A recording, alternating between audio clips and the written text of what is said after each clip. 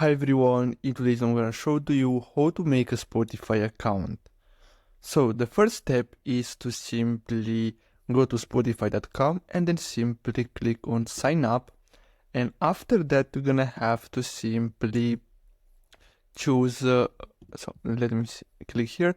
So here, as you can see, you're gonna have to simply choose which method you want to use to sign up. So as you can see, you can use your own email address, or you can use your Google, Facebook, or Apple account. So I'm gonna use my email address, and after that you're gonna have to click on next, then simply create your password and click on next again, and then here you're gonna have to enter your name, your date of birth, and basically here you're gonna have to choose your gender and click on next, and then simply confirm here and click on sign up, and basically that's all you have to do.